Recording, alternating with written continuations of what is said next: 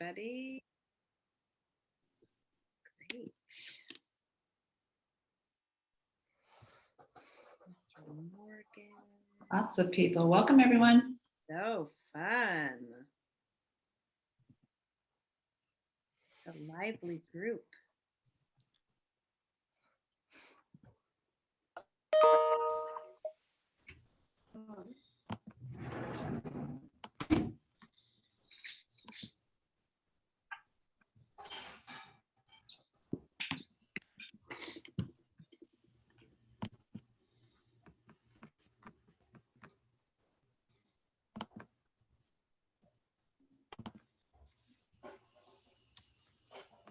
Well, I say that's a pretty good group right there. What time is it? 6 o'clock? 6 o'clock. Yeah, We should go for it. I think we should. Okay. So we are going to reconvene to open session at 6 p.m. and call to order. I just want to remind everybody that recordings being made at the direction of the board and that the recording may capture images and sounds of those attending the meeting. So just want to give everybody a heads up. 4.2, reports of actions taken in closed session. No actions taken in closed session. And then that brings us to 4.3. Do we have everybody here? President Lopez Jones, Clerk Lopez Jones, sorry. Here. Trustee Maxfield. Here. Trustee Gonzalez. Here. Trustee Rothberg Allen. Here. And the very last meeting of our student representative, Miss Rubio. Here. Yay, great. So if everybody will stay unmuted, Paula will share her screen and we will do the Pledge of Allegiance.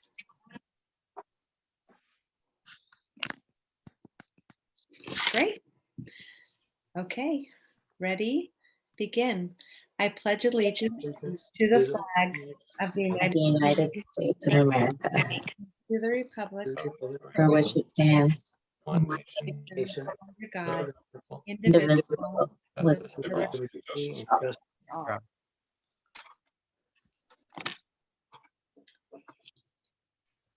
So that brings us to 4.5, our district mission statement. We are a collaborative, culturally rich educational community where a rigorous and innovative curriculum prepares our students to be successful contributors to our global society.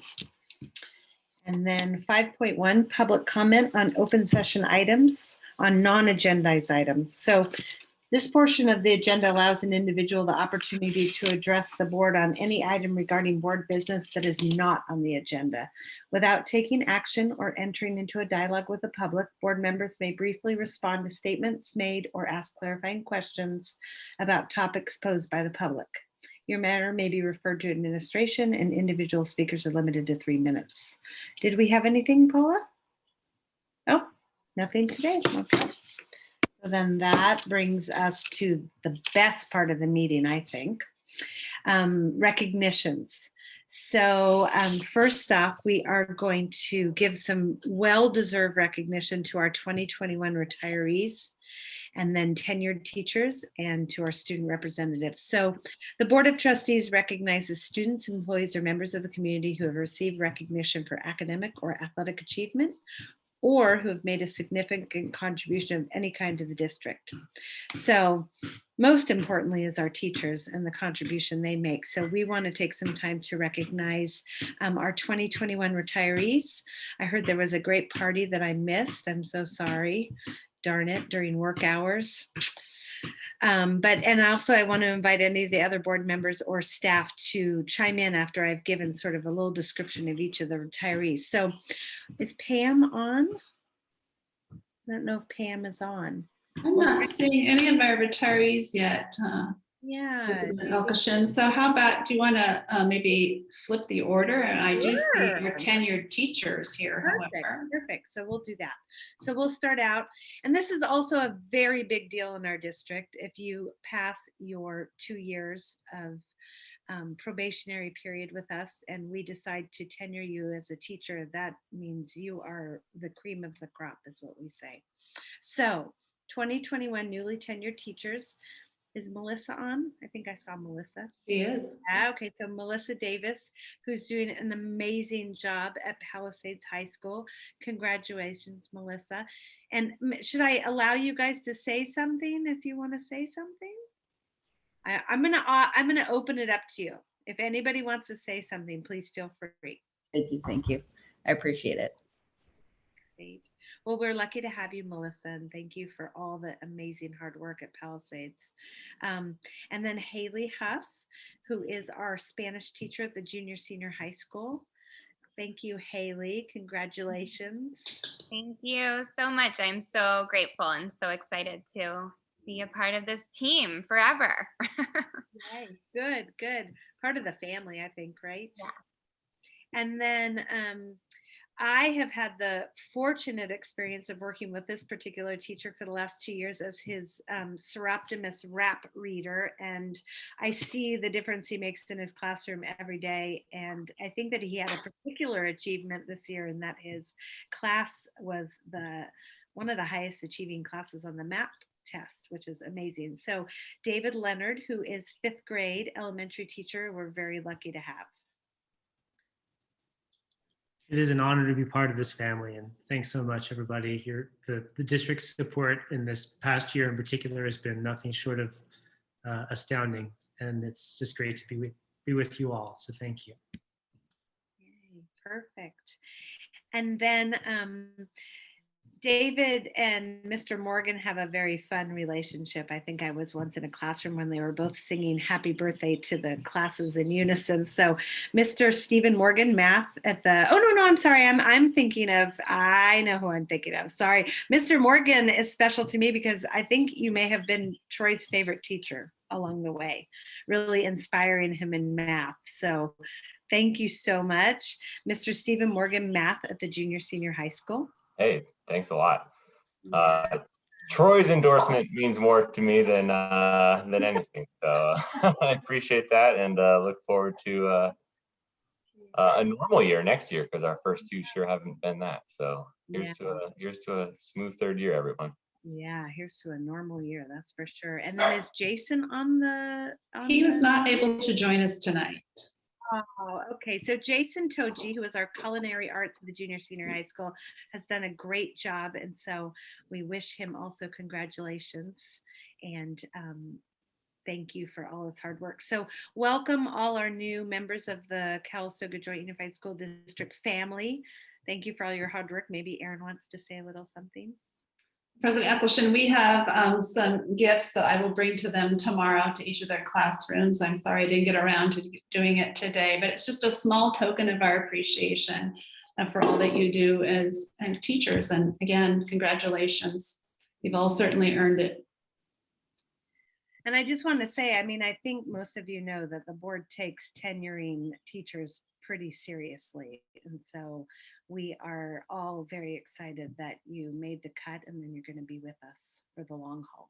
So they've reached permanent status. Permanent status. Yeah. Does anybody else want to say anything? Sure, Julie, I'll hop on it. We were so excited when this group of teachers came on, and I'm not surprised that they've been so strong over the last 2 years. And so congrats to everyone. And we're really looking forward to all the things you're going to do in the future. Congratulations.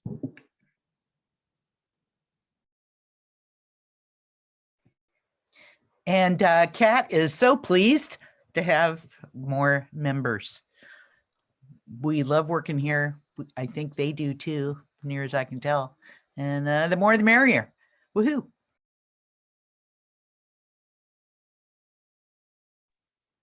Awesome. Well, thank you, everybody, and congratulations to all the tenured teachers. And obviously, you can stay on the school board meeting for the extent, or we will not be offended if you drop off and want to spend time with your families. So you're welcome to check out if you like. But thank you for coming and congratulations. And then I don't know, should we wait and see if we get some of our Well, I see Marta Pena's on. I'm looking down got one of them here. I don't see Pam yet or Carolyn.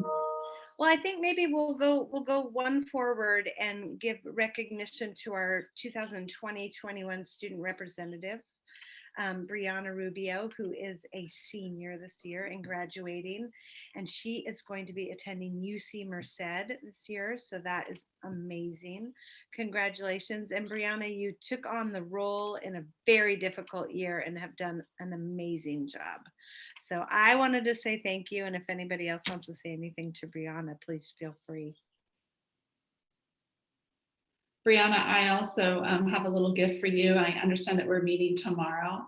I just want to say that, I've been attending board meetings for many, many, many years, and you have done an outstanding job as our student representative. So thank you. Thank you for always listening to me and having me here. Great. Okay, well then I think that we will go ahead and talk about our retirees. And if one or the other that are not on, pop on after, I'm just going to stop and go back to them. So we will start out with Miss Martha Pena, who's here with us. Martha is a paraprofessional at the elementary school for 40 years. Her colleagues describe her as happy, friendly, humorous, and easygoing, which are amazing personality qualities given all of your years on the job. So I know that there's probably a few other people that want to say something, but I just want to say thank you for 40 years of hard work and for being amazing with our students, and yay for retirement. Thank you. I'm gonna miss this home, my other home. Thank you. Well, Martha, there's always many, many opportunities to come back and help. So you are welcome. Thank you. Yeah. I will. Julie, one of the comments I made, we celebrated, as a district last Thursday. And one of the comments I made about Marta is, it's phenomenal if you think about over 40 years, how many students she has impacted positively. So it's just incredible, that kind of dedication and perseverance. And she still has a wonderful attitude. So thank you, Marta. Thank you. Great. Okay, well then I don't know if we should just carry on, Erin, and if they happen to come on, we'll go back. Let's do that. Yeah, we can always stop what we're doing and take a little break. And if they don't come back, I'll just give a little summary before the end of the meeting, just so everybody knows. And sounds great.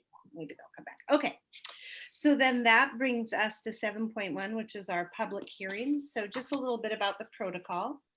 As an elected governing body of Calistoga Joint Unified School District, the Board of Trustees conducts public hearings for the purpose of maintaining open communication with parents, students, residents of the Calistoga community and school district. Through the public hearing process, trustees seek ideas and viewpoints regarding the efficiency and quality of district-sponsored programs or any other area of the operation of the district and its schools. The trustees believe that open communication is a key element in the ongoing process of district, school, and program improvement. So we are going to have a public hearing on the 2021-24 Local Control Accountability Plan, or what we so fondly call LCAP. And I think I need to read this, correct, Erin? I'm going to yes, please. Through everything. So in 2013 or 14, in 2013 or 14, California began implementing a new model of school funding designed to simplify how the state provides funding to local educational agencies, LEAs. The funding system provides flexibility and emphasis on the 8 state priority areas referenced in the new dashboard accountability system. The Local Control Accountability Plan, or LCAP, is a required component of the funding model and is a comprehensive planning tool that details how the district intends to meet annual goals to improve academic achievement and address areas of growth for all students. Districts are required to approve the LCAP prior to July 1st, 2021, and tonight's presentation provides an overview of the plan for public comment and Board of Trustee recommendations. So on that note, I am going to open up our public hearing at 6:14 and turn it over to both Aaron and Alex to go ahead and give their comments. Thank you. I'm actually going to introduce Alex Andery first. She's joined us tonight in her role as our data and assessment support specialist. And she's going to review the LCAP survey results from this year before I present on the 21 through 24 LCAP. So welcome, Alex. Hi, thank you so much for inviting me. Hi, everybody. All right, Ms. Paula, take it away. She's going to be sharing the slides and I'm going to be reviewing some of the content. And I just wanted to preface the content by saying that the administrators presented the data to the DLAC, I think it was last week, and they said, oh, this is so long. So what I wanted to let you guys know is all of the data is in the slide deck, and I'm sure Paula will share it with you, but I am going to kind of focus on some of the higher priority areas, and then you can feel free to go back and look at some of the more specifics. Okie dokie, let's dive in. All right, so we opened up, we put the LCAP goals right into our survey this year, which we were really excited about, both in English and in Spanish, so that our survey takers could get super familiar with what each goal meant and kind of how the question connected back to the goal. So here's our goals, and we can scoot forward. And then these are some considerations that we've been doing, not just with you guys as the board, but we've been kind of considering where we're at as a district in this environment of COVID and the school closures. We've been prefacing all of our data dives with some of this information just to kind of get us grounded in where we're at. So number one, this is the second year our community has completed this survey in unprecedented circumstances. This is the second time they've done it, when their kids have been partially remote. Number two, at the time the survey was filled out, we had completed 1 full year of distance learning. And so of course that impacts everybody involved at our school district. And I put in parentheses that elephant concept just as a reminder to all my friends out there who know I always use the elephant when I'm doing data meetings, just to get grounded and remember that we all stand in different spots throughout our school district in Calistoga, and we all have a different perspective, something unique to bring to the table, but that also impacts how we look at data. So that's just a gentle reminder. Number three is, this is a lot of data, like I said. So it's important to take time, reflect, step away from it, maybe look at it again, and just let it sink in. Number four, and it's an essential piece of our Calistoga data culture, is to keep an open mind and remain inquisitive as we explore next steps together. So just some little things to keep in your back pocket while we're looking through things. So first, I'm going to go over what the data is going to look like for you this year. Paula and I kind of did a little revamp on the slides, and we're super excited about it because we now have 3 years of LCAP data survey results to kind of show you in a really concise way. We'll be looking at all the goals, and then a really important question that was asked of our survey takers about returning to in-person and what that might look like next year. And then I don't think we're doing next steps today. I think Aaron's going to talk about those action steps. Awesome. Alrighty, 470 survey responses this year, which was pretty great considering, most people were completing this remotely, especially the students and parents. Normally, the complete the survey in class with their teacher, whether it's their CAT advisory in the secondary school. So 197 parents, let me hide my little boxes with your faces. 98 of those parent responses were in Spanish language. And of those parent responses, 108 reported only having 1 student, and then 89 families have multiple students, whether they're at both sites or just one of the sites. So we had 242 elementary responses and 274 junior, senior high responses. All right, So this just shows at the top, what do we know about our stakeholders? What's the breakdown? So 40%, 47% of our survey responses are from students. They're our biggest client, right? And then 42% of the responses were from parents, and then 11% from staff. As far as the students go, about an even split between male and female, and a few more responses from the secondary school versus elementary, just over about 30. For parents, it was pretty even. 74 at CES and 75 at the secondary schools. And then 48 parents had kids at both schools. And then for our staff, we had 26 from the elementary, 26 from the junior, senior high, and 2 from the district office. Perfect. So this is how we're going to be looking at things a little bit differently this year. So on the left-hand side, you're going to see the survey question and then the legend. So it's strongly agree is what we show, and then agree is going to be in green. So each bar graph is going to represent the percent of stakeholders who strongly agree and agree. And in order to make this data a little more accessible to all of our stakeholders, we took out the names of, staff, student, parents, and we just put in these little pictures. So you'll see the grad picture for students. You'll see that little family for parents completing the survey. And then the bottom one is the teacher response. So the data is organized quite similarly. You'll see the year on the left, and we'll jump into the first slide. Here we go. And this is a question that has, been on our survey from year to year. Our schools promote academic success for all. So just looking at 2021, we're holding steady with parents and staff, and then it's just down a little bit for students. Our schools have quality programs that address students' unique needs and abilities. So it looks like parents and staff, you can see there on the top, are well over, 90%.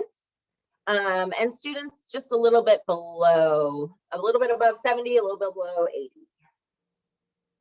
And we're mostly, during this time together, we're mostly going to be looking at the current year just because we don't have time to kind of go back for all 3 years, but this data is here for you to let it sink in. Next slide. Obstacles that impact student learning this year. I loved this question because we really got to hear from students what was kind of getting in the way of getting online, or whether it was getting to school once we started. Well, actually, we weren't in person for this. So mostly this is all at home learning. So we see reliable internet access at the very top, other responsibilities at home, and then that time to just study and do the things that they need to do. So those are straight from the students. For the elementary school, based on parent responses, this is what they said, that programs that are essential to the core learning. And I think you'll see this in our coming actions that Erin's going to discuss. But math and ELA intervention was the top answer for parents. Spanish language instruction was the next one. And then of course they had gifted and talented and some other ideas that they threw out there. All right, so virtual learning. How did folks get Wi-Fi when they were in virtual learning? So the majority of parents and students said home internet. We had a little group of folks that used a hotspot. I think that's actually it's probably a lot larger than we think. I should have put the numbers on it for you. And then some used a combo of both. If their home internet wasn't strong enough, we would provide them a hotspot so that they could connect that directly to their student device. Awesome. Still on goal 1, throughout virtual learning. What we did is we listed out some of the resources that we provided to students during virtual learning, and then we got feedback from parents and teachers around how it went. So the first is, everybody had a Chromebook and iPad, and really high rates of that they were strongly effective, well above 90. Distribution days went well, according to parents and teachers. Academic interventions, about halfway between 80 and 90%. And do remember this is district-wide. And then Seesaw was used for K2 and Google Classroom for grades 3+, and great feedback from those tools during distance learning. All right, I think this is the last one for goal 1, provide professional development that effectively meets staff needs. And I love this slide because I think that we really beefed up our professional development opportunities for teachers during the past year, and you can see that in the data results. Goal number 2, provide a safe and healthy and positive school environment. So our schools are safe learning environment for students and staff. You can see over the 3 years, you know, staff thought it was very safe, 98%. Parents dropped a little bit, and students kind of held steady there at 89%. A little different environment than when you're in school in person, right? So our schools are a place where students feel accepted and connected. So the students dropped a little bit from the prior year, but perhaps because of distance learning. And the other ones held pretty strong, hovered around 90%. Our schools have staff that treat all student cultures with respect and values differences. And you can see some big jumps this year in that. And I hope that's because, you know, increased communication across all stakeholder groups around, you know, just trying to connect, right, above and beyond Zooms. Our school promotes trust and collegiality among all staff, and this kind of still hovered right above 80%. It remained. We should utilize restorative circles to help maintain positive school community in response to challenging behaviors. So this one's varied quite a bit because, as you can imagine, these restorative circles or class meetings, we also call them, were probably a lot more difficult to host during these Zoom sessions, but they happened. There were these check-in meetings where folks got to communicate where they were at, but down quite a bit, and I would hope that's only because of distance learning. Next one. Our schools create an environment. Oh, now we're on goal 3. Increase parent engagement. So our schools create an inviting environment and makes parents and guardians feel welcome. And we're holding steady actually, and we increased well above 90%. Our schools encourage parent and guardians to be an active partner in educating students. And this also increased on the parents, from the parents' perspective, and dropped a little bit from the teacher's perspective. Our schools keep parent guardians well informed about school activities and academic progress. And we did see a jump from parents regarding being well informed. So, you know, all those Aries communication messages and the emails that went out over the past year, we're getting through. Our school staff communicate effectively with the parent guardians in their preferred language. And this also increased, which is really exciting to see, to make sure we're meeting the needs of our community. And this is the last data slide. So the question was, you know, what do you think students will need to transition back to in-person learning, including resources for resilience and learning recovery? So these are the 3 stakeholder groups. You see that students said they needed more time in class for social emotional learning and to, you know, really just connect with their community. Tutoring was also in the top 3. Parents said also time in class for that social emotional learning and time to connect with each other. Tutoring and counseling were in the top 3 as well. Summer school being in the top 4. And then from teachers' points of view, they say tutoring, counseling, and time in class. And, you know, summer school was way up there too. And that is my portion of the LCAP survey data. Awesome. Thanks so much for inviting me. I'm going to listen in to our new actions. Thank you, Alex. Do any of the trustees have any questions for Alex regarding the survey results? No, but I love all the data. So good. Thank you. Yeah, I mean, it's a lot. So definitely take your time with it. If you do have questions, please don't hesitate to reach out or let Erin know. I'd be happy to dig in a little more if you'd like to do that. Thank you, Alex.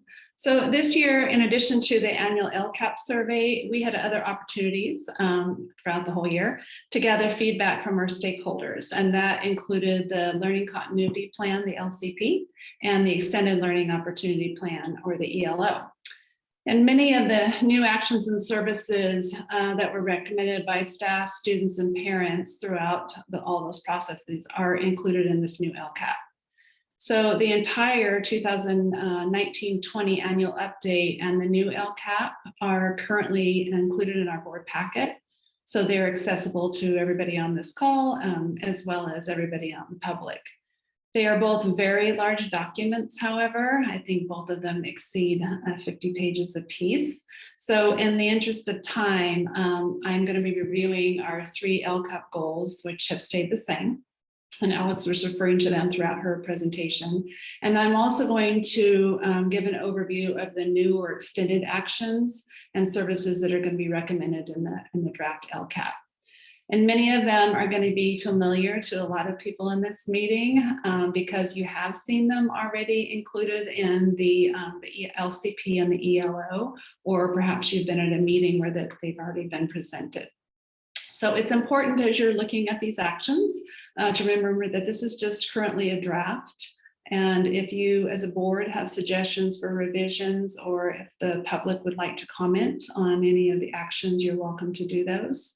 And then I can make any kind of revisions that I need to make before the 14th, which is next Monday. And on the 14th is when you will actually, as a board, approve the document as it's presented, hopefully. So Paula, let's start with the first slide. So I'm going to go through, again, the goals are in order. They have not changed. So for the first one, goal number 1, we are recommending, based on input from our parents of English learners, that we continue, or actually we start having Spanish language instruction at the elementary school. So that has been included in the LCAP for the 2022-23 school year. Student internships, that's an example of a service that is already provided, but we are recommending that those be increased for juniors and seniors in the out years. Fortunately, we have a fabulous college and career coordinator, and she has been each year increasing the opportunities for our students for internships. The third bullet there, the Wildcat Mentor Program. This is the first year of the Wildcat Mentor Program. We have had about 30 of our community members who have volunteered for that program.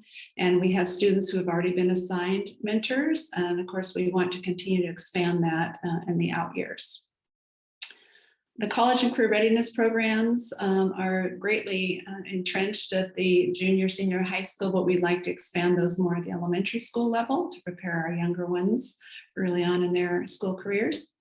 And then in grades 9 through 12, we have had credit recovery options for our students, but we are now in the coming year going to be holding winter intersession. So our students who are in need of credit recovery will be able to utilize that time during the winter break. Then one of the programs I'm very excited about, this has been an existing program, our summer program, but we are greatly expanding the program this year. It will be available for all TK through 9th grade students. We're going to be focusing, as was mentioned earlier, on reading, math, and social emotional learning. We're going to have supplemental art instruction, and we have Aim High coming to the district for the first time. So I'm very excited that it's a robust program, and Michael's going to talk a little bit more about it during his report. He'll give you some more specifics. And then the last bullet there, we are purchasing supplemental curriculum and materials. Again, Michael will elaborate on that, but they're going to be specific for our extended learning programs. This next slide is also under goal number 1. We are going to be extending our daily library hours at the junior senior high school. That's specifically for the reason that our students don't always have internet access either at home or even through a hotspot. So this will allow kids to stay later in the afternoon and early evening if they need to complete their homework or have access to the internet.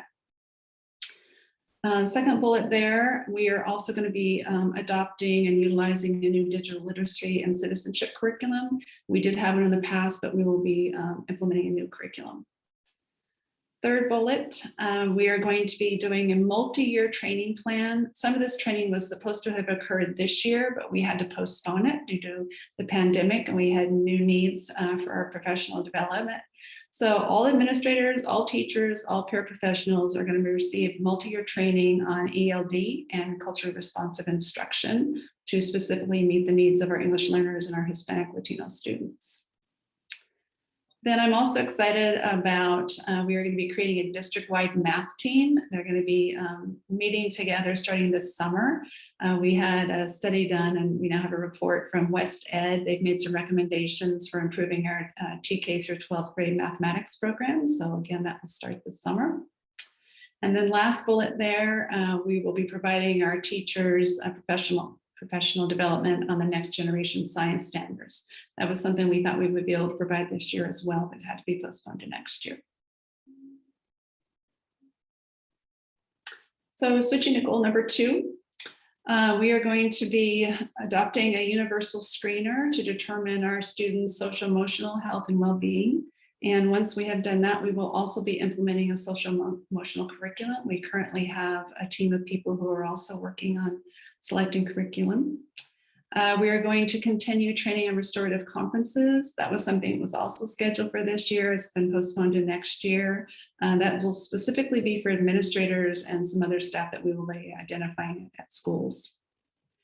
The district's facilities master plan was approved by the board in April, and so now we need to begin implementing it. And then as a district, we are going to try to become a little greener by transitioning our landscape equipment, the smaller equipment, from gas powered to battery powered. So we've included money in our budget for that. And then lastly, we are going to continue to purchase COVID-19 prevention supplies as needed. So, none of us yet knows what the future brings as far as COVID, but we want to make sure that we're prepared if we need more equipment or supplies. Then moving on to our last district-wide goal, I'm also excited about this new position. We are creating a family and community liaison position that's going to be added to further engage families in the school programs, enhance the communication between the home and school, and assist with access to technology and provide parent education opportunities. And looking back on it, I think this would have been a great position to have had in place this year, but it will be useful moving forward as well. Second bullet, we are going to be implementing the Parent Square communication system. Actually, we just sent out notification to both staff and families in the past couple of days that we are going to be doing a soft launch over the summer and then implementing district-wide in August. Third bullet, parent representatives from the DLAC committee. We are going to select some of them to attend the CAVE conference, was specific to people who sit on the District English Language Advisory Committee and to parents of English learners. So we have not actually, that I know of, sent parent representatives. We typically have had staff attend, but this year we were going to ask both to go. Then we also have a district goal to increase our family nights, particularly in the areas of course subjects, so math and reading in particular, and perhaps science. And then the last bullet there, similar to the junior senior high school, we want to make our library more accessible. So our library clerk has agreed to work during the summer. She'll be holding the library open every other Monday, so families can come in and check out books so they can use them throughout the summer. So that is a list, like I said, an overview of the new or improved actions that we have in the LCAP.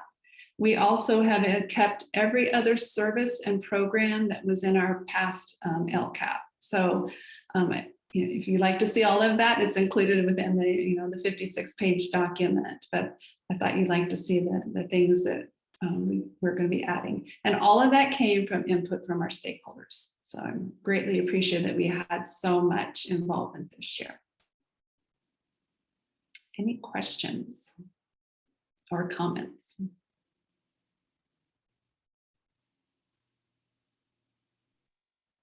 Nobody? Okay. I was kind of curious about the Spanish language instruction. That's going to be for everybody, right? It is. That's fun. Okay, cool. Good. That was one of my questions also. And I had a question about the hotspots. It seems like the community is concerned about, or there's internet access. Are those hotspots that were provided during COVID, are those still going to be available as students transition back to full time? They are.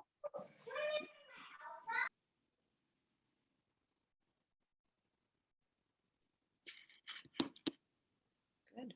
Okay. Anybody else? No? Okay, then if there's no other comments, then Paula, I'm right to close the public hearing, right?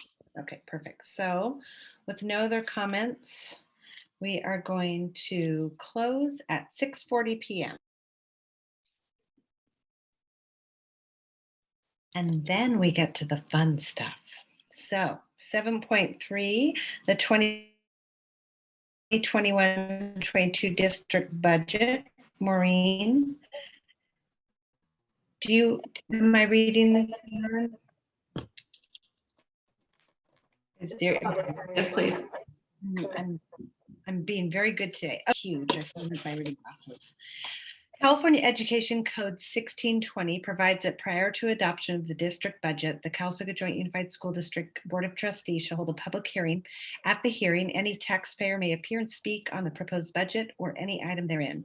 Law also requires that public hearing for the district budget be held during the same meeting as the public hearing for the Local Control Accountability or LCAP. So that's what we're doing. The board is asked to conduct a public hearing and then review the draft 2021-22 Calistoga Joint Unified School District original budget, which will be brought back for adoption during the meeting of the Board of Trustees June 14th. The draft 21-22 original budget signifies a positive certification of its financial condition based on the governor's proposed state budget for 21-22. The positive certification indicates that based upon current projections, the district will meet its financial obligations for the current fiscal year and subsequent 2 fiscal years. Copies of the draft budget are available at the district office. So with that, we are going to go ahead and open up the public hearing at 6:42. And I think we're going to throw it to Maureen to give us the overview. Thank you very much. Good evening, everyone.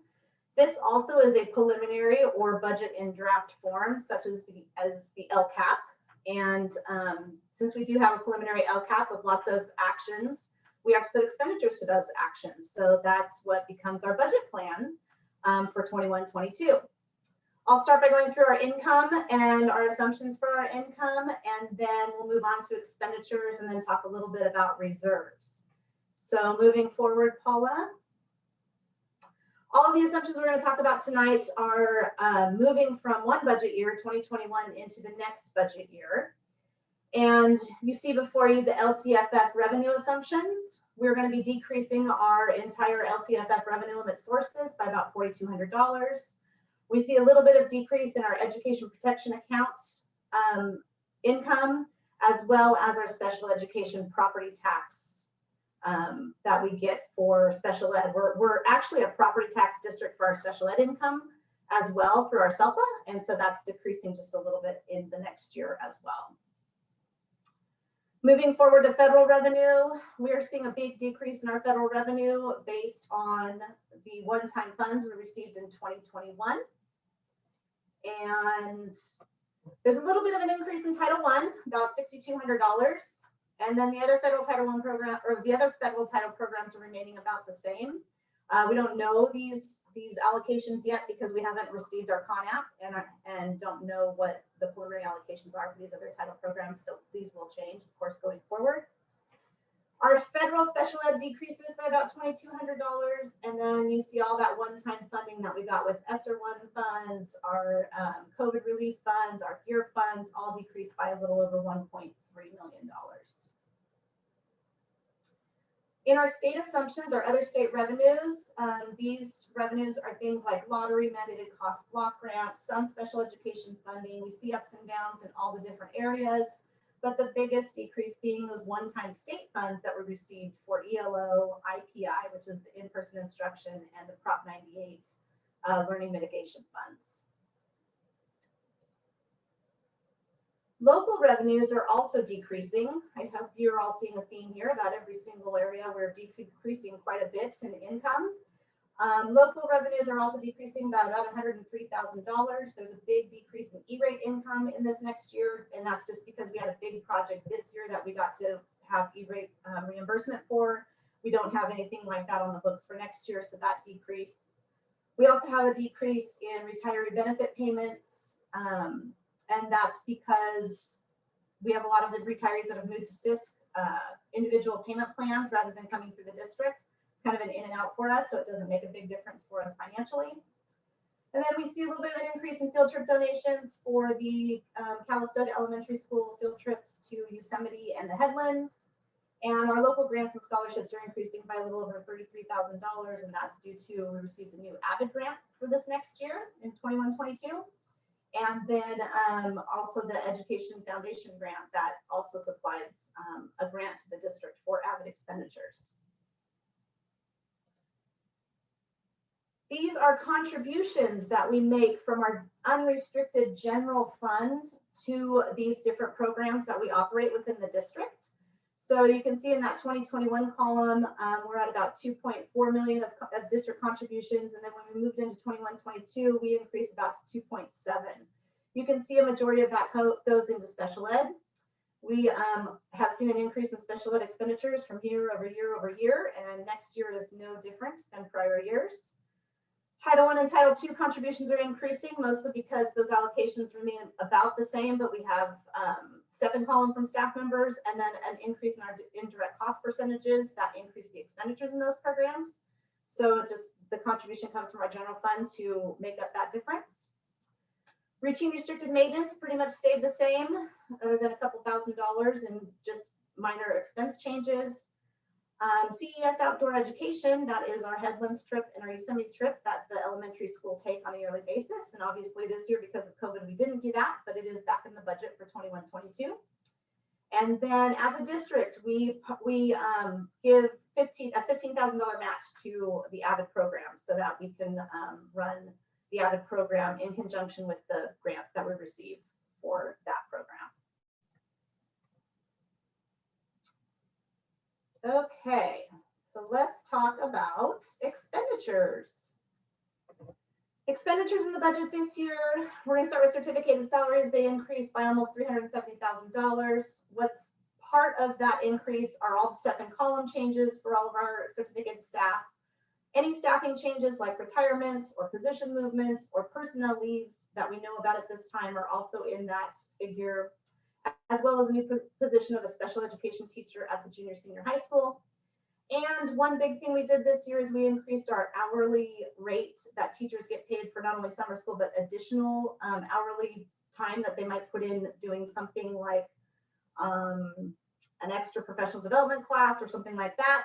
We were at $45 an hour, and we have negotiated up to $70 per hour moving forward. Michael did a great analysis earlier this year, and we just found that we were really low. We were paying our teachers too little to do the additional hourly time. So we increased that to $70, and it's much more competitive with all the other districts around us. And then classified salaries increased by about $481,000. Again, step and columns in that, staffing changes, all the retirements, and we have some new positions on the classified side as well. We're hiring a community liaison. We have a network manager that's out there. We've increased professional time as well as library media tech time. And then we have an occupational therapist that we have in the budget for next year that we hopefully may be able to hire and then reduce outside contract time for that position. On the benefit side of things, next slide, Paula. On the benefit side of things, we have kind of payroll benefits that we have to pay with each dollar that we pay out in payroll. And we're seeing some increases this year in those payroll benefit percentages. We're seeing increases in STRS, PERS, and our state unemployment insurance. Luckily, we do see a slight decline in workers' comp, which is great. That means our employees are doing a great job of being safe at work, so that's a good thing. Our health insurance caps have been negotiated to $13,200 for our certificated staff, and all of our other groups are now at $10,200. So we see a slight increase because of that. And then, like I said before, $1 spent on the salary of an employee, we have to pay benefits that go along with that. So an actual dollar for a certificated staff member is a cost to the district of $1.21. And then an actual dollar of payroll for a classified employee is actually a cost to the district of $1.30. All benefits increased this year by over $605,000. And this does include all the new positions that we have out there. So that contributed to that increase as well. All one-time purchases have been removed from supplies, operations, and capital outlay. It's typical to see quite a reduction of these expenditures at budget adoption time, and then you see them ramp up again once first interim comes because we've got carryover that comes into the budget by first interim, and some things that weren't purchased in the current year will get rebudgeted in the next year. So we will definitely see increases in these areas come first interim, but for now, one-time purchases have been removed. And I just wanted to mention there is going to be a huge utility increase for PG&E. They're planning on over 20% in the next 2 years. So that's why you see such a huge increase in the utilities cost for 21 and 22. Transfers out. We take some funding from the general fund and we need to move it to cafeteria in order to balance out cafeteria cost. And then we also invest in our facilities fund, our capital outlay fund. So this year we're looking at $300,000 to cafeteria and $150,000 to facilities. Next year we're looking at being able to reduce cafeteria a little bit because of the funding that we're getting from the state and federal government to feed all students. And we want to increase that Fund 40 capital outlay investment because we're getting ready to do those master plan projects in the future. All right, let's move on to multi-year projections. Here are some of the assumptions that have been made in regards to our multi-year projections. We are still looking at a 0% property tax increase until the 23-24 school year, and then we have put in a 4% increase into the budget. Based on what we're seeing on residential properties being sold around the area, I think we're safe in making that assumption at this point.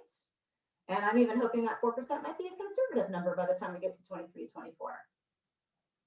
I'm also hopeful that instead of the 0% in the next couple of years, we might be able to increase that based on just what the housing market is doing in general. But we are still going with the guidance right now of the 0% increase based on Napa County Assessor's Office. ESSER 3 income is probably going to end up coming into the district in 21-22 rather than 22-23, but nonetheless, it is in the budget. It's in the budget to help support our ELO grant that we wrote earlier and that the board adopted at the end of May. And this is going to be about $700,000 in funding. And when we created the actions in the plan for the ELO, this funding was part of supporting that plan and moving forward in the next 2 to 3 years. So that's what that money is right now earmarked to do. And then, of course, you have in the multi-year projections, you always want to make sure you have any staffing additions that you're planning on in that multi-year projection. And we have a Spanish teacher in the 22-23 school year, as Erin talked about in the LCAP plan. And then we also have a possible hire in 24-25 of another certificated employee. And that is if universal TK does become implemented as part of state budget adoption, we probably will need to hire another certificated employee by then. Again, all step and column for eligible employees are in the multi-year projection, as well as all the state changes to STRS and PERS. And we are planning on textbook adoptions in all 3 years going forward in different subject areas. We do have that increase in utilities in there. And We are planning on moving the restricted salaries that we're paying for right now and all of our one-time funding that we received this year in federal and state funds. We're planning on moving those over to the unrestricted side and being able to carry those salaries forward in the future years. This is a look at our general fund after all of the assumptions we just talked about are taken into account in our NYP. And as you can see, we are deficit spending come 22, 23 and 23, 24. And this is because our expenses increase on a year-to-year basis, and they increase much faster than our income, or increased income when it's at 0% projection. And then it has also, the deficit spending has to do with moving those salaries that I just talked about back over to the unrestricted side. And I know that in the end, things will level out. This is not what we'll, our multi-year projection will probably look at going forward.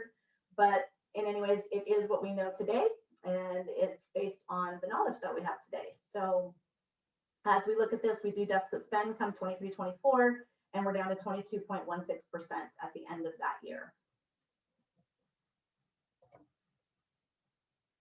So I want to talk a little bit about the one-time federal and state funds that we have received in the 2021 school year. We've received over $3 million in one-time federal and state funds. We wrote a plan for the ELO dollars that was approved by the board at the end of June, and actions within this plan include extended learning opportunities for students, addressing social and emotional well-being, hiring para-time and library tech time to assist with smaller group intervention and connectivity access, and the in-person learning grant money and the ESCR funds will assist with the ELO grant plan over the next couple of years. These funds total a little over $2 million, and those are the funds that are listed up at the top.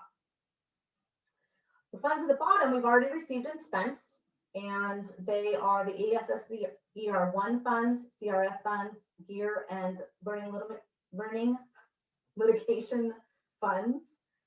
And we wrote the learning continuity and attendance plan in the fall for all of these funds and had actions within that plan to address school health and safety, learning loss mitigation, and connectivity for our students.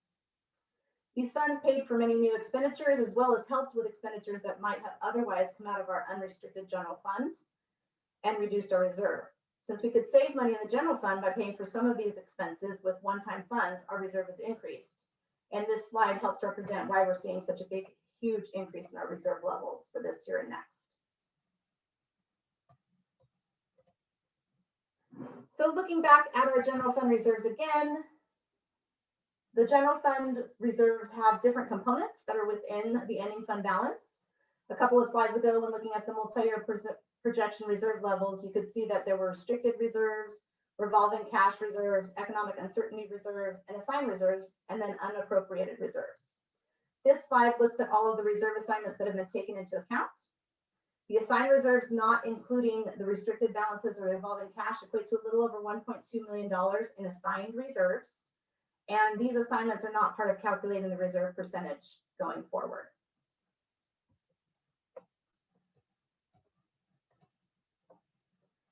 As explained, we see an increase in our reserves due to the one-time federal and state funding this year, but in addition, we need to keep in mind that part of the ending fund balance that is unappropriated assists our district in cash flow throughout the year.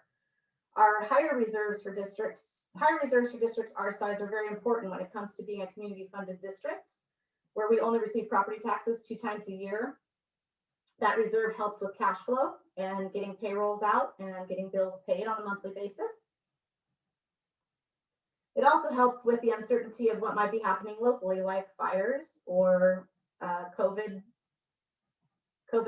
pandemics, where people lose their jobs and then we lose property tax funding. We also want to make sure we have higher reserves in case of the state's volatility going forward. Right now, things are flush, but probably in a couple of years, we're going to see a downswing to all of that. So we want to make sure we're prepared for that. So the higher reserves we maintain, the better off we're keeping any cuts in funding away from staffing and programs during the tough times. This is a look at our other fund balances in 21-22. On top of the general fund, we have a child nutrition services fund, a bond fund, developer fees fund, state facilities fund, and a capital outlay fund. The first one is our food service program. And that's the fund that operates all of our lunches and breakfasts going to our students every day. And then the last 4 are all capital outlay funds, and only expenditures can come from capital outlay expenditures. So the next steps in the budget process is that we go through and analyze the governor's May revision, and we look at how that's flowing with what the legislature wants to agree with or not agree with in the governor's proposals. And then in the end, somewhere there's going to be a state budget that gets adopted in the next couple of weeks. We review the final updates of the draft of the 21 through 24 local control and accountability plan. And we prepare for the final 21-22 original budget to come to the board next Monday on June 14th. And then after that, we will see a state budget adoption. So we'll adopt our budget before the state adopts their budget. And I will have 45 days to bring the state budget adoption back to the board for review. Those are the next steps. And as Julie clearly explained in the beginning, we do meet our financial obligations for this year and the next 2 years. So right now, this is our preliminary budget going forward, and we're in good shape.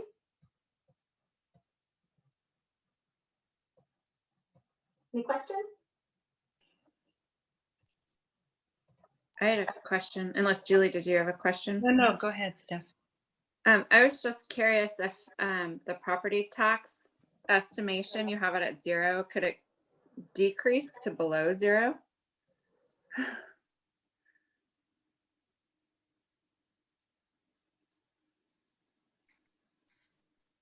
Of the residential property sales that are going on right now, but it always could. I think in this district, probably over the last 15 to 20 years, it's only happened once, and it was maybe a negative 0.5%. Oh, okay. So I think we're pretty okay with remaining at 0.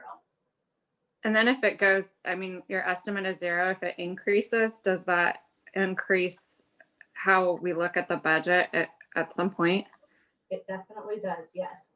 Okay. So it will help in that multi-year projection where if we see an increase in our property tax income, it'll kind of decrease that deficit spending that we have in those years out. Okay. And it'll increase that reserve percentage. Okay, thank you. Mhm.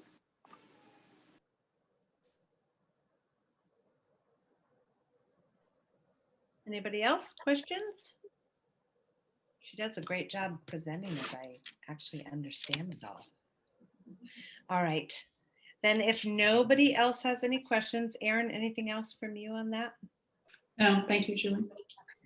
So we will go ahead and close the public hearing at 7:01, Paula. And then we're going to go ahead and move on to 8.1, discussion of CSBA's annual educational conference. It says me, but do you want to say something about that, Erin? I'd be happy to. So the conference this year is being held on December 2nd, 3rd, and 4th. CSBA is giving 2 different options. Boards can attend on those dates, or they can choose to attend a virtual conference a week later. So it has been, the tradition in this district that our trustees attend the conference each year. This last December, it was obviously not able to be held in person. So we had our trustees were participating virtually in the conference. So we just need to know, Paul and I, how many of you are interested in attending in person, because it's critical for us to get our reservations as soon as possible. It's a very popular conference, and if we don't get our names in quickly, then we don't get decent places to stay. So would you give a thumbs up if you yourself would like to attend? Okay, I see Julie, Jeff, Stephanie, Rudy. Okay, we got everybody, Paula. We got everybody. You're making it hard for me. All right, so she'll be communicating with you then as far as dates and times for travel and where you're staying. So thank you all. I think it's a great opportunity to expand your understanding of the board and the district and your role. Thank you. Gosh, I'm so excited we're back. It's always so inspirational to go, and it's super good bonding for our new board members to go and learn all the new stuff. I will tell you that the one thing I've noticed year after year is that when I go, I always come back feeling like Calistoga Joint Unified School District is always heads above the rest in what we've accomplished. So that always feels good coming home. Okay. So now we are moving on to, so we have a first reading of 3 board policies. So we have AR 3320, BP 3452 and BP 3600. And I do believe that that's all just legal changes, right, Erin, like always? It is, Julia. None of those are local recommendations. They all came straight from CSBA. Okay, so I'm sure everybody read through them, and if there's no questions on any of those, they're all pretty straightforward. Okay, perfect. So then, oh, I have to read this. Okay.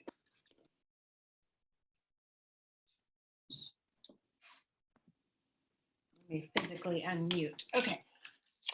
So 9.1 is correspondence from Napa County Office of Education regarding the review of our second interim financial report. So I didn't actually get the letter to read. Did I? You know what, Julie, it's in the agenda. It's an attachment. Let me get in here. First I'll read this and then I'll find it. So based on Napa County Office of Education's review and analysis of the district's second interim financial report, they are satisfied that the board approved report reflects the financial status of the district and is consistent with the state's criteria and standards, thus concurring with the district's positive certification. But I do believe that I need to actually also read the document. So let me get on here. There it is. Okay. No room. Hang on, here we go. So I'm reading the whole thing, right, Erin? I would, Julie, just so the public can hear it as well. So dear Board of Trustees, in accordance with Education Code Section 42127, we have examined Calistoga Joint Infant School District's 2021 second interim report to determine if it complies with the criteria and standards adopted by the State Board of Education pursuant to Education Code 42131. Based on our review and analysis, we are satisfied that the second interim report approved by the district's governing board reflects the financial status of the district and is consistent with the state's criteria and standards. We therefore concur with the district's positive certification. Deficit spending. We noted that the district once again has budgeted no increase in property tax revenue, which in conjunction with increasing out-year expenditures results in projected deficit spending. We caution that ongoing deficit spending is unsustainable and will have an adverse effect on fiscal stability. According to the district's multi-year projection, the district anticipates decreasing its reserves from 27.64% to 15.53% by the end of 22-23. We notice the deficits are slightly less than shown at first interim, and we encourage the district to eliminate any deficit spending to maintain its reserves. Cash flow. Cash flow in basic aid districts requires close monitoring due to the irregularity of property tax revenue receipts. Basic aid districts maintaining only minimum reserve levels are required to find alternative short-term sources of funding, such as trans or inter-fund borrowing. Our office recommends that the district continue to increase the reserve for economic uncertainties to maintain cash flow needs throughout the year. Labor negotiations. As of the second interim report, we note that the district has not settled labor negotiations with any of its bargaining units for the 2021 fiscal year. As a reminder, California Government Code 3547.5 requires public disclosure of the major provisions of a negotiated agreement with the collective bargaining unit. In accordance with Education Code 42142, please forward to the county office within 45 days of adopting a collective bargaining agreement copies of the following: public disclosure, the budget revisions necessary to fulfill the terms of the agreement, and other documentation necessary to determine the district's ability to fulfill the obligation of the agreement. These items are required even when the agreement has no financial impact.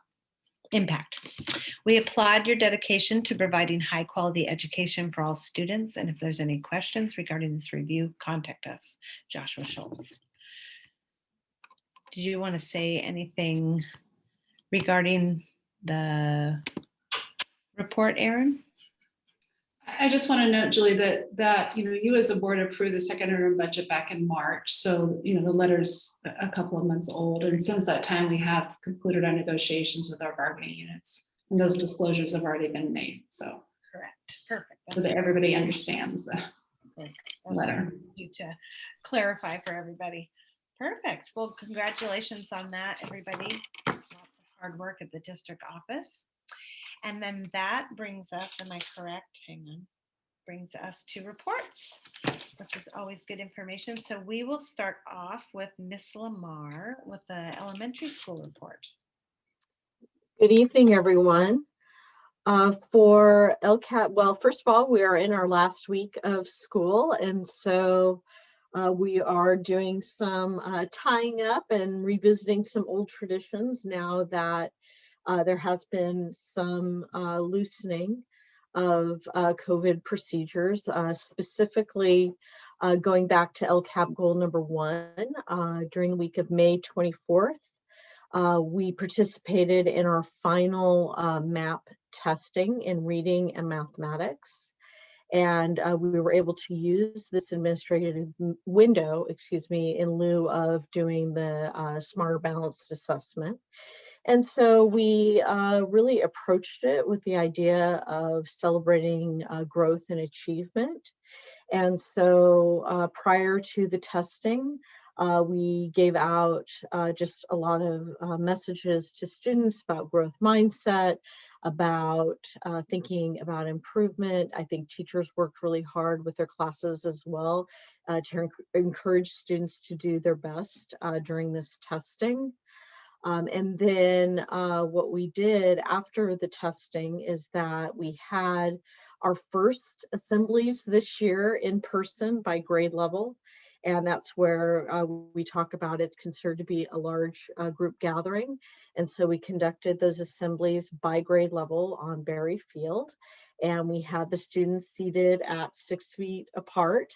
And because we had it outside, that made it so that we could, have more participants. And so teachers at each grade level gave out academic awards for MAP growth, which means did they grow between fall and winter testing and spring testing. And then they also gave out awards for math achievement, meaning overall, did a student get high average or high overall for their score in either reading or in mathematics. And then we also gave our character trait awards of perseverance and participation. And we also gave our Learning Superstar Awards. That's a new award this year that started out when we started out in distance learning, and we continued it until the end of the year. Those were the in-person assemblies. And then for the Wildcat Academy classes, I visited each of those classes. So at this point, I've met with grades K through 6 in person. And then for Wildcat Academy, I have 2 more meetings this week. And then at that point, every student will have had some kind of assembly. I think the biggest motivator for students was for the highest growth and the highest achievement are getting the opportunity to throw pie in either the principal, vice principal, or getting a few other volunteers. I have to say the excitement is heating up, and I got asked at the assembly how I'm preparing myself, and I went and bought 12 shower caps in order to prepare for pie in my face, and also 8 pairs of swimming goggles. So I'm trying to encourage people to participate in getting pie in the face. So that's what we're doing with LCAP goal number 1. LCAP goal number 2, again, you'll see some common themes here. We're visiting some past practices. We're very grateful to Park and Rec, specifically the pool, who opened up for our sixth grade students. We had due to the COVID restrictions, we did have to have 2 different swim parties. So we divided our 6th graders by class. We also were able to invite our Wildcat Academy students as well. In addition, our kitchen did a great job of providing snacks. We had one group come on Wednesday and the other group come on Friday. And what was interesting in terms of the procedures over at the pool was that once the students got into the pool, Basically, because the transmission is very low, they did not have to wear masks. And so I think that motivated a lot of our students to go, woohoo, I'm going in the water. So we had great participation among our 6th grade students, and the parties lasted from 1 until 3. For LCAP goal number 3, which is increasing parent engagement and communication. I'm just scrolling down here real quick. We at our school site council and our DLAC reviewed our LCAP survey results. We also discussed the extended learning opportunity plan and solicited parent consultation. And this collaboration with stakeholders resulted in an ELO plan, which addresses a robust summer school, after school tutoring, and intersession opportunities for students. And we are also looking forward to having a music camp this summer to support students with music instruction, and also having our elementary school library available so that students can come in and return and check out books. So that concludes my report for tonight. Thank you. Thank you, Nicole. Congratulations on another successful year amidst the chaos. Yay. Okay, and then that brings us to Raul. Take it away. Hello, everyone. I just wanted to start with the LCAP goal number 1, ensuring academic excellence for all our students. I just wanted to start congratulating the senior class for their resiliency and their accomplishments this year. We recently acknowledged all the scholarship recipients in a video presentation that Ms. Carla Server created. $130,000 were awarded to our seniors, so that's a nice number there. And it was great to see really the community support that comes together and acknowledges the achievements of the senior class. I would also like to congratulate our Career Technical Education Student Award winners. Mr. Perry selected Juan Caratachea for construction. Ms. Brooks selected Annie Castro for alternative energy, and Ms. Horner selected our student board representative, Brianna Rubio, in biotechnology. Brianna was also recently recognized as the recipient of the Junior Achievement Northern California Cleanlian Scholarship. So congratulations, Brianna, on your accomplishments. And I also wanted to thank all the work that's being done to provide a robust summer program, as has been already stated, for our high school students. We have an increase in the credit recovery opportunities for students. And then we are bringing, of course, aim high for our junior high students and piloting a social emotional learning program during the summer that would probably better prepare us to meet students in the fall. In LCAP goal number 2, providing a safe, healthy, and positive school environment. In this last week of school, I want to reflect on what a challenging year this has been. I want to thank the district leadership, our teachers, and our staff for their continued work in providing a safe, healthy, and positive learning experience for our students. This has also been a year of growth in our profession, from learning about trauma-informed practices and social emotional learning to safety protocols in this pandemic and the new technology that's being utilized for distance learning. Our Wildcat family has really done a fantastic job under these challenges. LCAP goal number 3, increase parent engagement and enhance communication. With 8th grade promotion and senior graduation this week, we may have some students that will not be able to participate in these celebrations due to failing grades. Our teachers, staff, administrators, and especially our counselor, Ms. Craig Morales, have been working with our parents and students throughout the school year to provide every possible support and opportunity to pass their classes. This year has proven to be more challenging to engage some of these students' family, especially if they chose to remain in distance learning. And then just a reminder that our 8th grade promotions is Thursday, June 10th at 6 p.m. in the gym. And then our senior graduation is Friday, June 11th at 7 p.m. in the football field. So this will be the start of a new tradition for our senior graduation in our own field on campus. And we're looking forward to finishing up the school year with these wonderful celebrations. That's my presentation for this month. Great. Thank you, Raul. Any questions from anybody before we let Brianna do her final report? Okay, take it away, Brianna. Good evening, everybody. We're at the final stretch of such a hard yet successful school year. Although we were all faced with many difficulties and challenges, we've all tried our best to push through. Finals are upon us, and so are our graduations. Today officially marked the first day of finals for the 2020 to 2021 school year. Even though it is a stressful week for most students, we're all looking forward to summer break. Our students have successfully completed a very unusual school year, and hopefully next year will bring more normality. I wish we could have had more student activities, but it is what it is, and I wish the best of luck to next year's ASB class.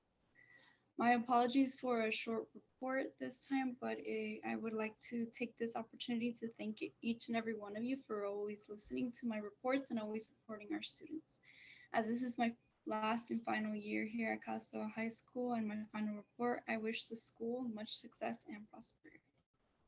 And that's it for today.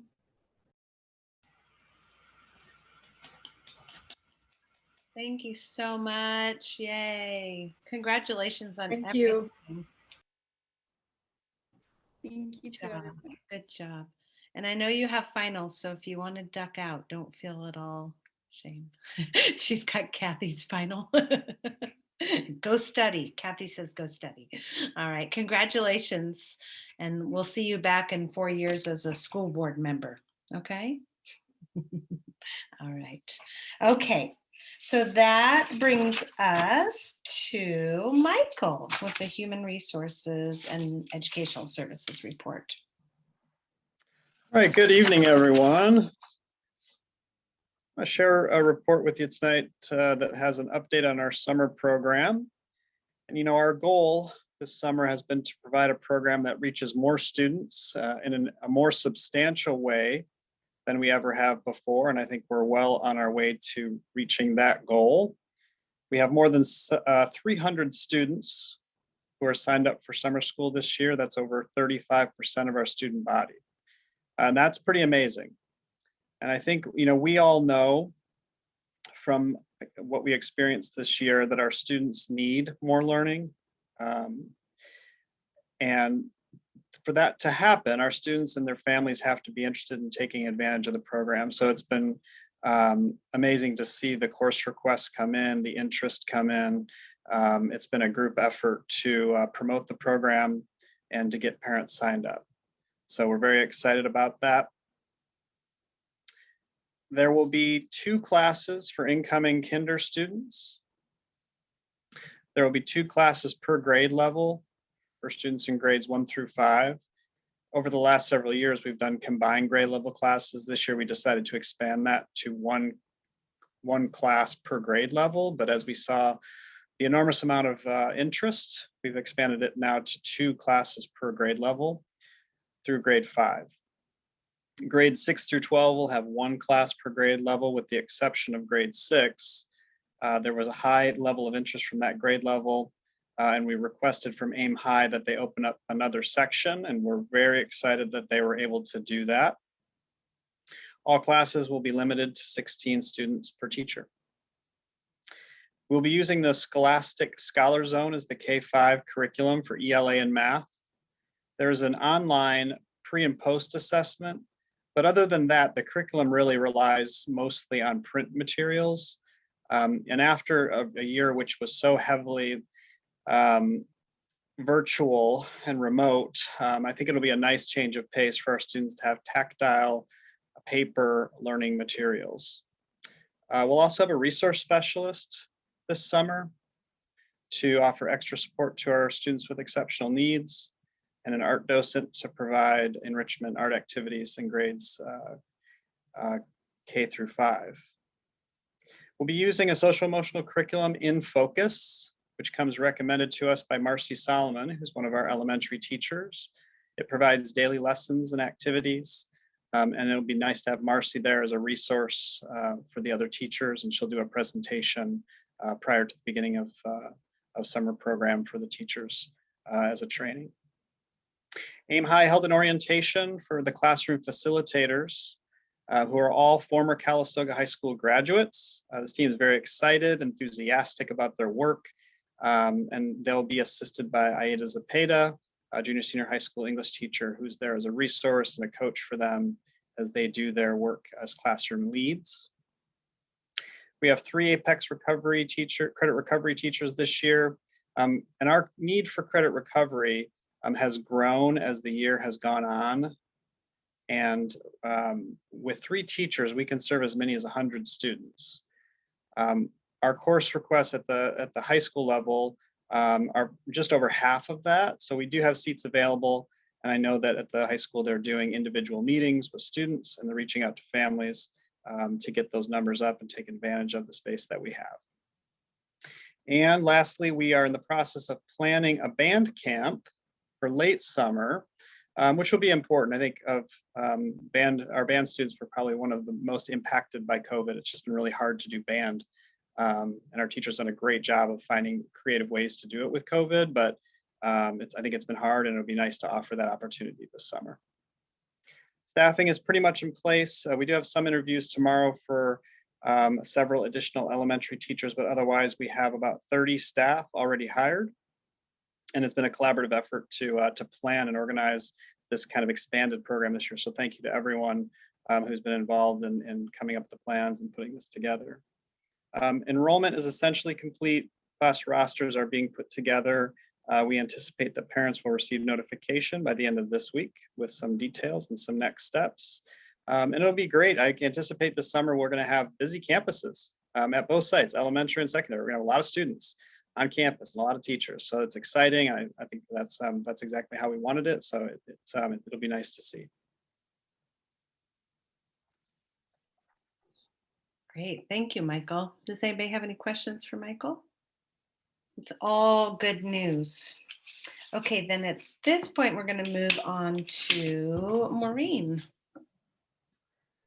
Okay, I'm going to stick with the budget topic, but I'm going to talk about the state budget and where we are right now with the May revision and some of the proposals that can really affect our school district moving forward. So in May, the governor had his May revision come out in the middle of the month. And after the May revision comes out, both the Senate and the Assembly, either they go through all of his proposals and they either accept or reject his proposals. And then in addition, they provide their own proposals to the May revision. Once that happens, the legislature then negotiates with the governor as to which proposals are going to make it to the budget, to the state budget adoption bills. And they need to do all of this prior to June 15th, or the legislature does not get paid. So in the last few years, we've had an on-time budget, which is great. There's a lot of money on the table in the 21-22 state budget year. The legislature produced a $196 billion general fund spending package, which is huge, $4 billion higher than the governor's proposal in the May revision. And it also more closely aligns with the legislative analyst's office in revenue projections going forward. I wanted to just share some things that are being proposed right now that are going to have a direct impact on us as a school district. One of the proposals has to do with child nutrition. Current legislation allows for free meals for the 21-22 school year. We talked about that before, but there is a legislative plan right now through the May proposal or through the May revise to create a pathway for every district to participate in universal meals beginning in 22-23 and moving forward. That'd be fantastic if that happens. That would mean all kids eat for free beginning with the 22-23 school year. There's another proposal out there that the governor proposed to expand learning time. This is an expanded learning program beyond the ELO grant that the board approved earlier. These are extended learning opportunities where districts with high unduplicated student counts, which does include Calistoga, would have to serve at least 50% of their students in the unduplicated count.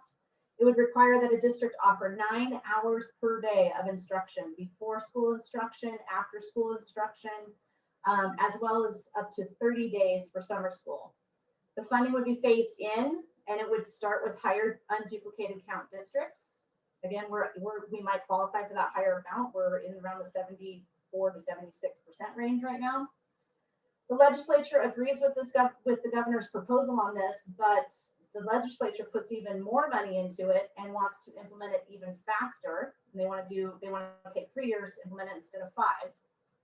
The bummer thing about this is there's no mention that community funded districts would get extra funding to take care of this. And so until we see the bottom line of what the budget bill says, I don't know if this is going to cost the district money, if it's going to be voluntary, if they're going to include community funded districts and give us excess dollars to fund it outside the LCFF, because right now that's how they're planning to fund it is with LCFF dollars. And of course we get more dollars in property tax. And so we'll have to wait and see how that one comes out. The other proposal that's on the table right now is universal TK. This is getting a lot of support from both the governor and the legislature. Legislature agrees with everything with the governor, except they want it fully implemented by the year 25-26. And that would mean that in 25-26, all 4-year-olds would be attending TK. This would require quality standards for TK, such as a full day of instructional minutes for 4-year-olds and a 1-to-10 teaching ratio. There's also another proposal that we as a district would have to implement with no additional funding. And that's because this funding is attendance-based. So because we get paid above and beyond the attendance-based funding in the LCFF formulas right now, we would see no extra funding, but we'd have to implement universal TK as a district. Another proposal from the legislature, but not the governor, is the state unemployment insurance contribution. I talked about that going up as a payroll benefit for the district. This is actually costing our district over $128,000 next year. The increase is over 400% for school districts from what we are currently paying into the state unemployment insurance fund to what they want us to pay next year. Governor had no proposal as to help districts out with this. The legislature came back and said, well, instead of raising it from 0.05% as an employer contribution to 1.23%, which is that's what's costing us our $128,000, we're going to just raise it to 0.5%. So that is their proposal on the table right now. We'll see if that comes through. If it does, that's great news for us because it's outside the LCFF and we'll see dollars to support that cost increase. The legislature proposes, PERS and STIRS assistance in employer contributions. Governor also did not provide any relief in STIRS and PERS contributions. School districts are seeing these contributions increase quite a bit in the next couple of years. Legislature would like to use about $2.8 billion to supplement the pension programs for school employers. We don't know what this means in savings for us yet, but if passed, it will obviously give us some cost savings going forward. There are about 15 other proposals from the governor in relation to professional development for teachers and classified staff. Some are things like another educator effectiveness block grant, professional development in CTIG and TK, computer science, ethnic studies, reading instruction, leadership academy, social emotional learning. Those are just to name a few. Like I said, there's about 15 of them. The legislature is in support of most of these programs that the governor has proposed. So it looks like we're going back to categorical funds and trying to keep track of many different funding streams in the future. Again, all I would have talked about in the last couple minutes are proposals only. Until the governor actually signs the budget bills, nothing is set in stone. The legislature will submit a budget to the governor by June 15th so they can get their paychecks. And then it usually takes the governor about 10 to 14 days to finalize and sign the state budget. After that, I have 45 days to bring it back to the board and talk about all of the changes. The other thing I want to talk about tonight is NBSIA. NBSIA is North Bay School Insurance Association. That's our JPA that we belong to for our property and liability insurance as well as workers' comp insurance. For years, Napa County Office of Education has been on the board and represented the North Valley districts as a voting member. And because our districts were so small and the meetings were held so far away, it was just more convenient that way. Now the meetings are moving to Zoom because of COVID. And since that's going to be the future, it was discussed at the JPA board meeting a couple months ago that it would be great if the North Valley districts of Calistoga and St. Helena could now become their own voting members of the board. And so I will become the representative for Calistoga in the future on the board of NBSIA. And I'm really looking forward to not only having to be able to have our say in things that are happening in that world of school business, but also to have this new venture. And I'm eager to learn a lot about the insurance side of things, something that I'm familiar with, but not with NBSIA. So looking forward to that.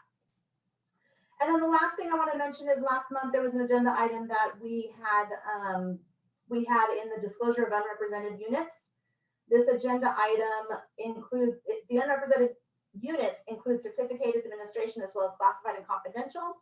The action summary where we disclosed the salary schedules were increased by 1.3% was inaccurate. We actually increased salaries by 1.55%. That 1.55% was representative to the total compensation given to the other units, both CSEA and CAT, and in their salary schedules and health and welfare increases. We just wanted to make sure and clarify for the minutes that the actual summary read incorrectly, but all the documents that were submitted and the salary schedule increases were correct. So again, 1.3 was wrong. We received 1.55. And that is all I have tonight, unless anyone has any comments.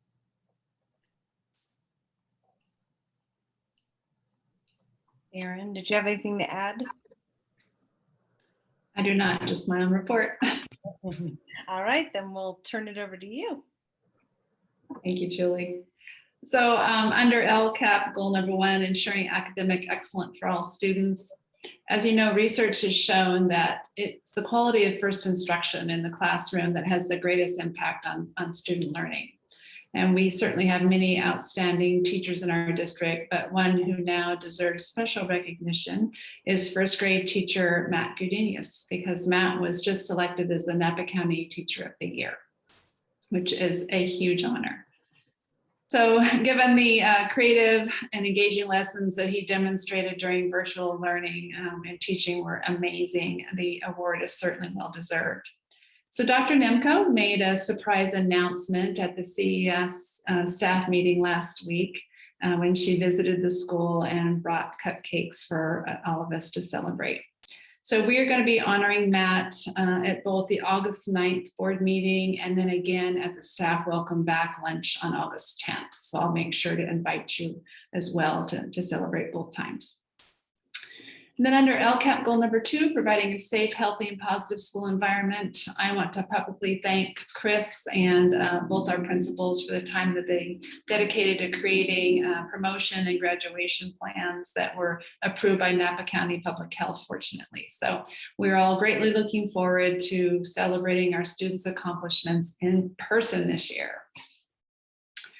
Then under LCAP goal number 3, increasing parent engagement, enhancing communication, the PK leadership group will be meeting again with me tomorrow evening. We met a couple of weeks ago, and they had been meeting additional times with the director of PK on a couple of different Saturdays following the completion of the seminars, because she is so impressed with our parent group and how much leadership they are showing as a group. So they are now developing a plan to increase parent engagement next school year, and they would like to share that with me. So I'll be anxious to report to the board at our next Monday meeting to let you know what their plans are. And then, as you know, at next Monday's board meeting, I'm also going to be reporting on the completion of the last week of the 2020-21 school year. So I look forward to that and look forward to the celebrations that are ahead for the remainder of the week. Thank you. Thank you, Erin. Okay, so that brings us to the consent agenda. So just to remind everybody, actions proposed for the consent agenda are deemed routine in nature and will be enacted by one motion. There will be no separate discussion of these items unless any member of the board, the audience, or staff requests specific items to be removed for separate action. So if there are no objections to the way it stands right now, I will be looking for a motion to approve the consent agenda. So move. Second. Great. And all in favor?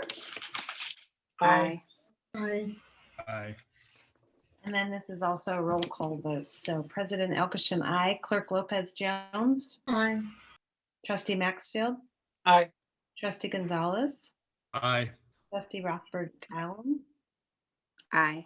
And we are missing Ms. Rubio. Okay. And then that brings us to the fun stuff, which is action items. So protocol for action items include a staff presentation, questions from the board, public input, deliberation by the board, and voting by the board. During public input, there will be a 3-minute time limit. So we are starting off with 12.2, which is agreement with Frank Ruggiero Construction for the IT office project. And so I think Chris is going to give us a little background on this. Right, Chris? Yeah, so the IT office currently is at the elementary school is a little bit small for one person and all their things. Now that we're gonna have a second person, we need to make some room. And in order to not take real estate from the sites, since it's already limited, we're gonna make room in the maintenance shop.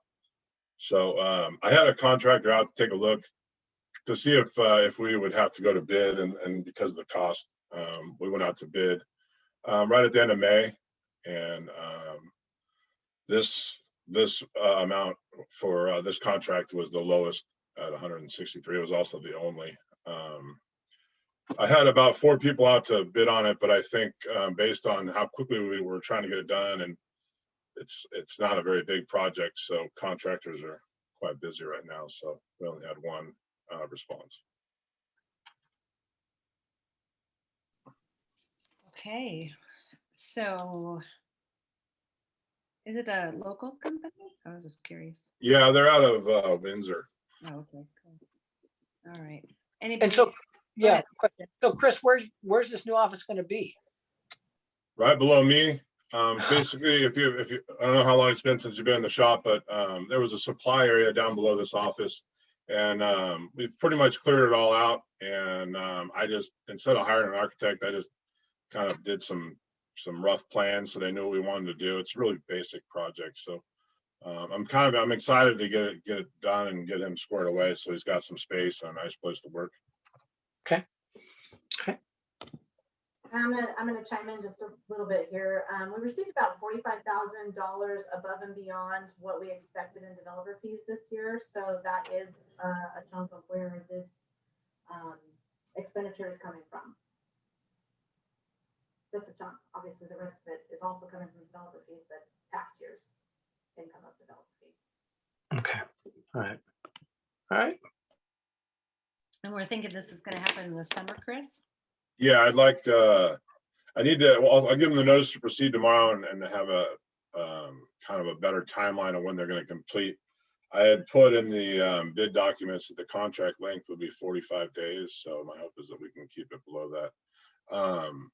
They actually did another project for me about a month and a half ago in the music room, adding a sink, and they did it quick. They did a wonderful job, turned out really well. I'm just really happy with the crew they had out. I'm happy that they got this job as well, because I think it's definitely a good contractor to have as one of our contractors for smaller projects. He does quite a bit of huge school projects, but he also finds the time to get some of these smaller projects done, which I'm really happy about. Great. Okay, if there's no other questions about this little project, I'm just looking for a motion to approve the agreement with the Ruggiero Construction Group. So moved. Second. All in favor? Aye. Aye.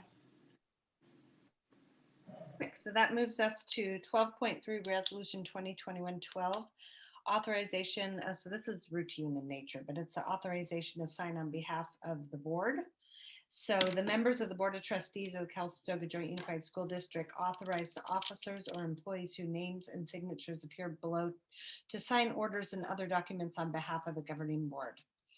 So this is for the period of July 1st of this year till June 30th of next year.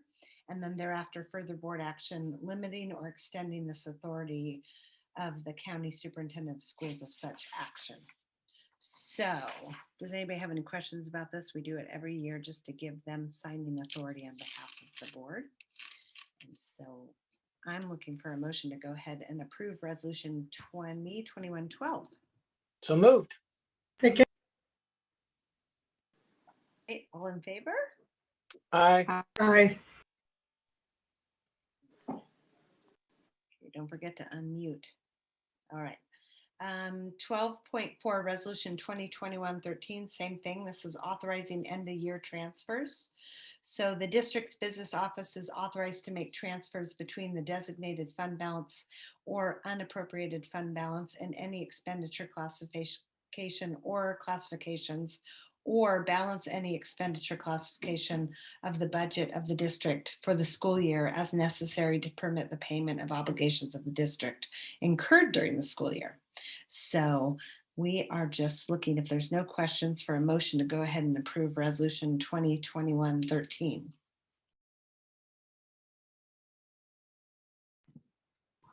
So moved. Second. Taking Rudy on that one. All in favor? Aye. Aye. Aye. Okay, 12.5 resolution 2021-14. So same thing, this is bank signatories. So individuals listed on the resolution are authorized to sign checks drawn on the accounts named below for 21-22 school year. So I think that's pretty straightforward. So just looking for a motion to approve resolution 2021-14. So move. Second. I'm taking Rudy on that one too. All in favor? Aye. Aye. Aye. Thank you.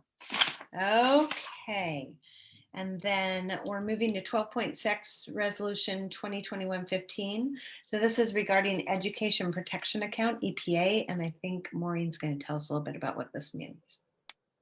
Sure, this resolution came about when Prop 30 passed way back in 2012. The taxes that are generated as a result of Prop 30 and allocated out to school districts need to be disclosed at a public meeting as to how we're spending these dollars. So this resolution talks about that. And then there was an attachment that showed where we're spending them. Right now, it's completely on teacher salaries. We make sure we spend them either on teacher salaries or any kind of instructional support, and not administrative salaries because they're not allowed by law on Prop 30. Great. This is also annual, correct, Maureen? This will be annual, yes. Okay, perfect. So I'm just looking for a motion to approve resolution 2021-15 for the EPA. So move. Yay. Second. Jeff, all in favor? Aye. Aye. Thank you. And then 12.7 resolution 2021-16, establishing a student activity special reserve fund 08. Maureen, you want to? Yep, GASB 84 was issued to provide guidance for identifying fiduciary activities for accounting and financial reporting purposes, as well as how the activities should be reported. Basically, we need to now make sure we show in our financial statements for the district the balances of our ASB accounts on an annual basis. And this is why we need to establish Fund 08. There's also a board policy that's being updated in this month's agenda related to this particular requirement. Great. So just looking for a motion to approve resolution 2021-16 for the student activity special reserve fund. So moved. Thanks, Rudy. Second.